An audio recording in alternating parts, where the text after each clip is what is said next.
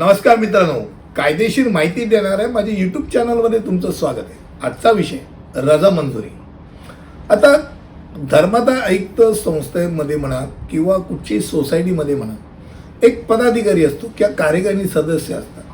त्यांना जर माहिती असेल की एक सभा डिक्लेअर झाली, विशिष्ट कार्यकारिणीची सभा असेल, वार्षिक सर्वसाधारण सभा असेल, आणि त्यावेळेला काही कारणानिमित्त तुम्ही मिटिंगला हजर नाही राहू शकत असाल आणि तुम्ही जर मीटिंगला राहू शकत नाही म्हणून कळवलं तर त्याला सर्वसाधारणरित्या रजा मंजुरी असं म्हणतात. आता सर्वसाधारणरित्या तुम्ही रजा मंजुरी कोणाला सांगता तर सेक्रेटरी म्हणजे सचिवाला किंवा कार्याध्यक्ष चेअरमॅनला किंवा अध्यक्ष प्रेसिडेंटला यांना तुम्ही कळवणं गरजेचं असतं.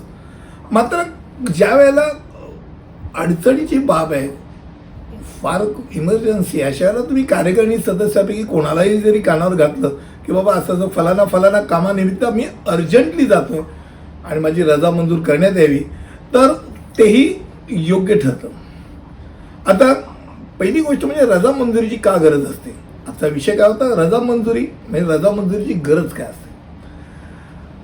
सोसायटी आणि ट्रस्टमध्ये खास करून पब्लिक ट्रस्ट ॲक्टमध्ये तर स्पेसिफिकरित्या दिलेलं आहे की ज्या वेळेला एक सदस्य, पदाधिकारी तर सोडून द्या, एक सदस्य सलग 3 बैठकांना ॲबसेंट असतो, गैरहजर असतो, त्यावेळेला त्याला त्या समितीत राहण्याचा अधिकार संपतो, त्याला ते काढून टाकायचा अधिकार कार्यकारिणीला असतो.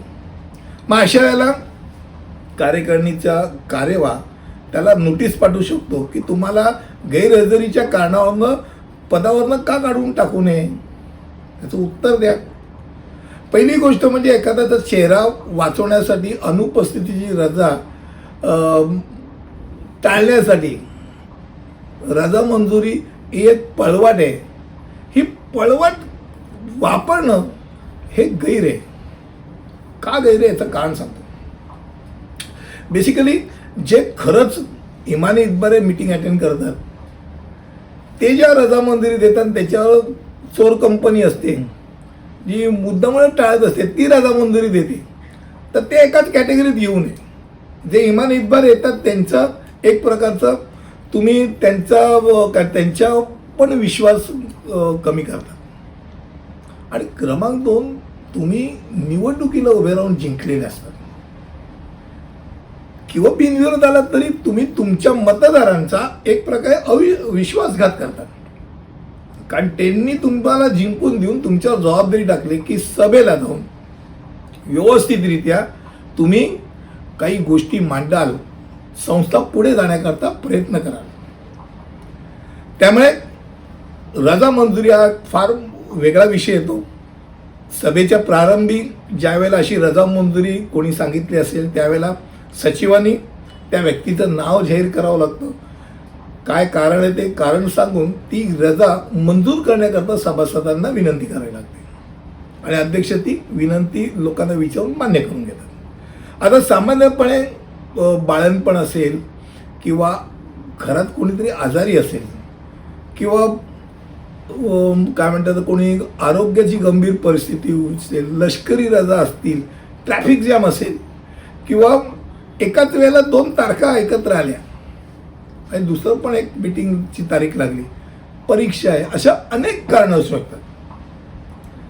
रजा घेण्याकरता अनेक कारणं असू शकतात. पण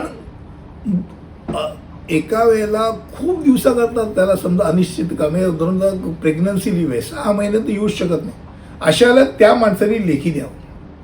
आणि खास करून जर असा व्यक्ती जर पदाधिकारी असेल, महत्त्वाच्या पदावर सेक्रेटरी असेल, अध्यक्ष असेल किंवा ट्रेजरर असेल की ज्यांना सायनिंग अथॉरिटी, अशा वेळेला त्यांनी त्याची एक दुसरी व्यवस्था सेकंड लाईनअप करून ची सोय करून द्यायला पाहिजे की जेणेकरून संस्थेचं काम त्याच्या अनुपस्थितीमुळे काही अडचणीचं होणार नाही.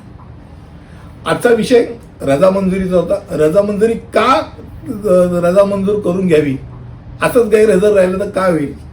तर मी जाता जाता एवढा नक्कीच सल्ला देईन की असे जे गैरहजर राहणारे सभासद आहेत, 3 सभा सलग गैरहजर राहिल्यानंतर कार्यवाहांनी काहीही काय म्हणतात त्याला बोट चेपे धोरण न देता अशा सभासदाला एक नोटीस पाठवलीच पाहिजे, कारणे दाखवा नोटीस, की आपल्याला आपलं नाव कमी का करू नये, अन्यथा सामाजिक संस्थेमध्ये शिस्त राहणार नाही.